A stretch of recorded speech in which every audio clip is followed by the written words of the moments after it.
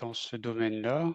C'est assez bref, mais en introduction, je reprendrai peut-être l'échange que j'ai justement eu avec une ancienne collègue de travail récemment, qui avait compris par certaines informations que j'avais postées que j'étais donc à nouveau entre guillemets en lutte contre cette récidive-là. Et on parlait de plusieurs choses, parce que justement, comme le disait Pierre, elle était étonnée un peu de voir ma foi assez forte. Et Mmh. elle, par opposition, elle se sentait pas du même aplomb si elle avait éventuellement ce genre de cas de figure qui se présentait à elle. Mmh. Et il y a quand même deux choses qui m'ont un petit peu mis sur la réserve, parce que elle a beaucoup d'égards, hein, je pense, dans son témoignage personnel au sein de sa famille. Et c'est pour ça que je l'ai rassurée en lui disant qu'on avait tous un témoignage d'une manière ou d'une autre. En revanche, il y a une répartie que j'aurais aimé pouvoir lui faire savoir que j'ai pas pu faire, mais elle m'avait dit à plusieurs reprises qu'elle attend en fait d'être poussée par l'esprit, que ce soit pour prier ou pour témoigner éventuellement. Et elle a même été jusqu'à dire qu'ici, en France, nous sommes dans un pays laïque et que du coup, elle ne témoigne pas de sa foi ouvertement, on va dire, peut-être comme le feraient d'autres.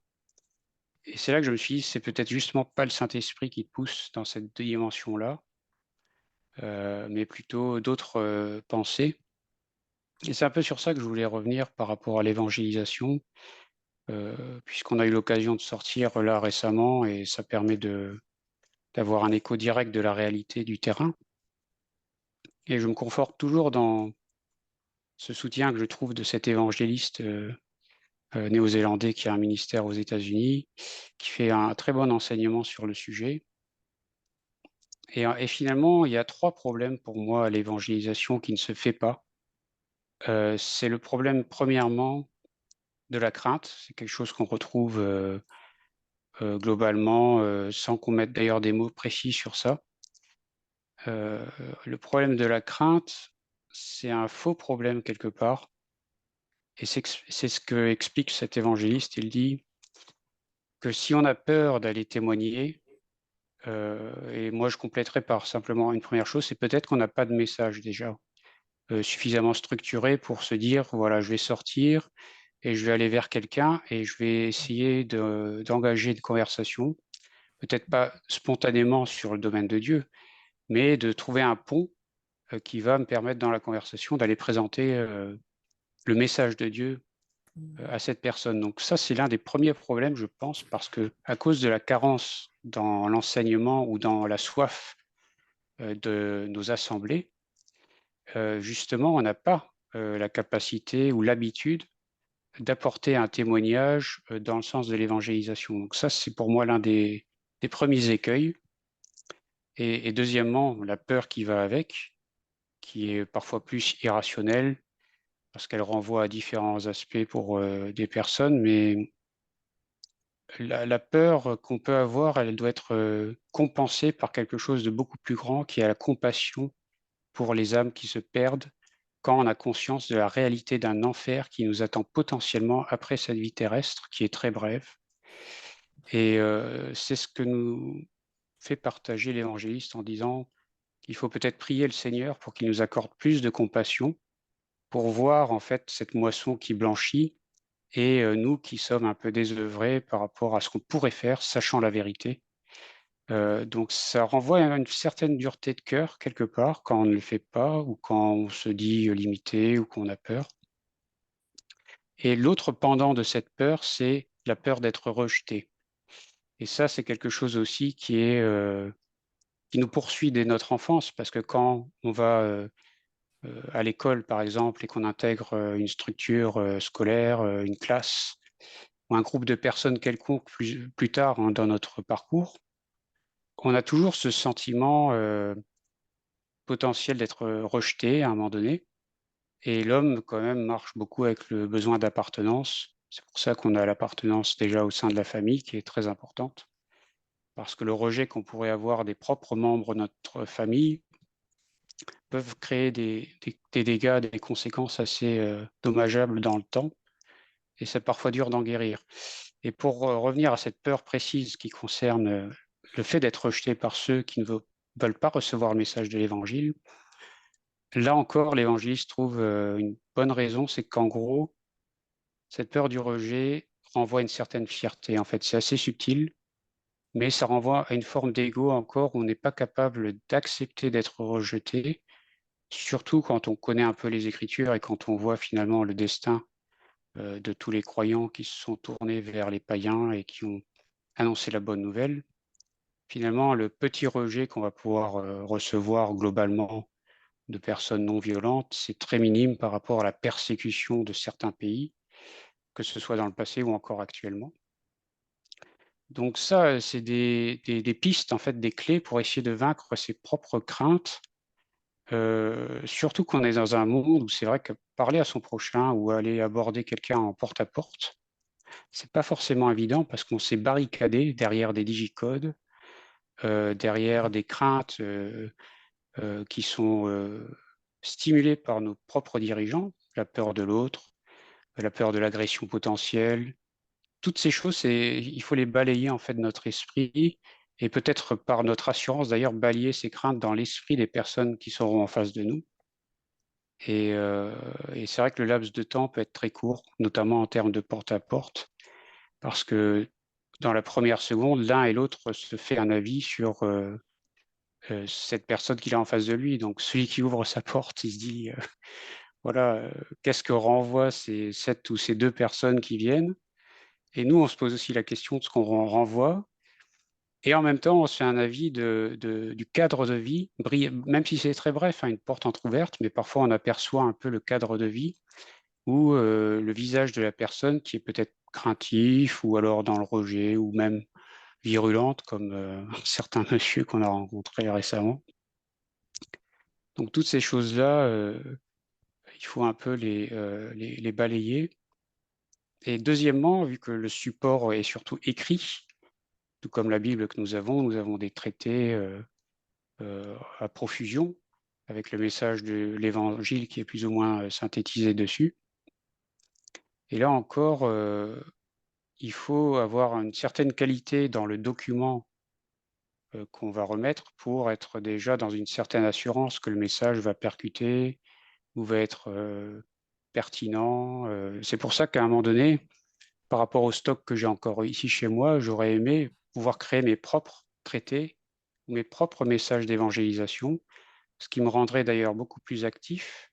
Et puis il y aurait une forme de paternité qui fait que, ayant bien choisi ce que je veux dire, le message que j'aurai à introduire suite à ce message papier, oralement, aurait beaucoup plus de cohérence parce que je me dirais, voilà, moi je vais sur tel axe, j'ai été inspiré dans telle direction pour évangéliser, et du coup j'ai le message qui va avec ce que je donne. Donc ça, c'est juste à titre personnel que j'avais cette réflexion-là. Et j'aime beaucoup l'exemple que prend l'évangéliste parce qu'il s'efforce de faire un peu comme ce que faisait Jésus, c'est de prendre un exemple du monde naturel pour que ce soit parlant, et ensuite d'en trouver une portée spirituelle. Et c'est justement ce qu'on doit faire quand on évangélise, c'est d'arriver à faire passer la nature spirituelle des 10 commandements dans le processus d'évangélisation pour justement pointer sur l'exigence de Dieu et notre souci de repentance, de besoin de repentance à la clé de cette compréhension de l'exigence de Dieu. Et c'est parfois ce qui nous sort un peu de l'esprit parce qu'on est tout le temps sur de l'improvisation en fait. À chaque fois qu'on ouvre une porte ou qu'on fait une démarche, on peut être un petit peu remis en question dans nos pensées. Et c'est pour ça que j'essaye d'analyser en me disant, voilà, à un moment donné, j'ai dit ça, ça et ça, mais est-ce que j'ai bien présenté le message complètement du salut et en faisant d'abord le terrain, le travail préalable de labour pour que les personnes soient amenées à la compréhension du péché et de l'exigence de Dieu avant de présenter le Sauveur. Donc ça, c'est un peu la structure à avoir. Donc forcément, il y a le message du jugement qui découle, et après, on peut amener la croix avec l'œuvre de Jésus-Christ et potentiellement s'attendre aussi à une conversion, non pas tellement par la Bible elle-même, mais par la puissance qui se dégage de la parole de Dieu. Et c'est ça qu'il faut avoir à l'esprit. Et dans les réserves qu'on peut avoir justement par rapport au fait d'exposer les commandements à quelqu'un qui va se justifier de manière propre, avec des critères personnels, il faut simplement parfois, je dirais, il y a un bon exemple qu'il a pris, c'est de penser au monde justement de la pensée, de nos idées, de nos pensées, de nos impulsions et de voir qu'on est tous coupables dans ce domaine-là, parce qu'on n'a pas des pensées pures en permanence. Et ça devrait nous aider à balayer facilement toute personne qui essaierait de se justifier par elle-même en disant qu'elle est juste à ses propres yeux. C'est souvent comme ça que l'évangéliste aborde les choses en demandant: «Est-ce que vous pensez être quelqu'un de bien?» Et après, il part de cette question-là pour amener le message, de l'évangile, la loi de Dieu, tout ce qui va avec. Donc je trouve que c'est assez pertinent, son approche et c'est un peu ça que je voulais partager et on va peut-être juste lire 2 versets pour, étayer un peu plus le fait d'avoir, des tracts quand on sait peut-être moins bien, parler aux gens ou les aborder. Le fait d'avoir quelque chose à donner sur papier, est toujours, intéressant. Donc il y a Ézéchiel 47, au verset 12, qui a son pendant, dans Apocalypse 22:2, mais on va lire, déjà Ézéchiel 47, chapitre 12. C'est bizarre, hein, je peux pas aller plus bas. Ouais, c'est C'est vraiment mal fait. Donc Ézéchiel 47, et c'est le verset 12. 12. D'accord.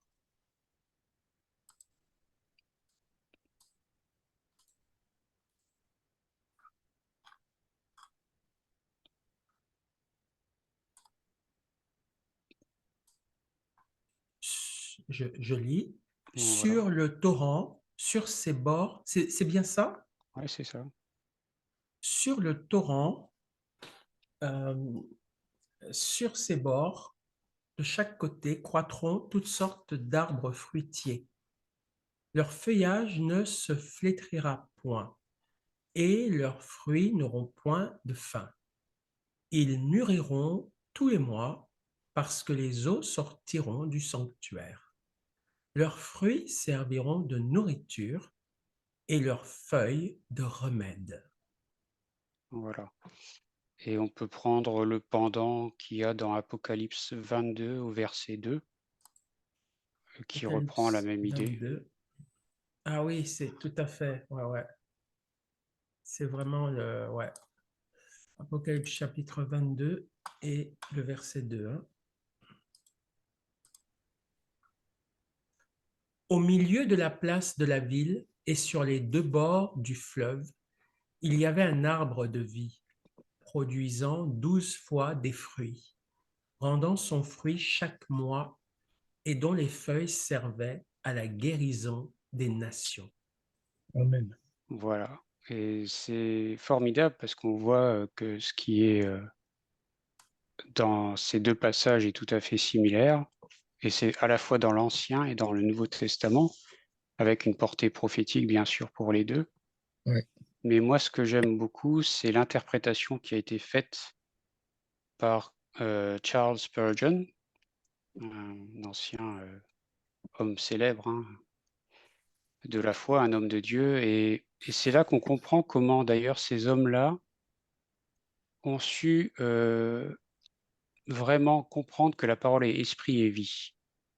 Parce qu'en fait, l'interprétation qui est faite par cet homme-là, c'est de dire que les feuilles qui servaient à la guérison des nations, ce sont justement tous les traités qui ont été disséminés dans le monde avec l'évangile ou le message du plan de Dieu pour venir frapper au cœur des nations.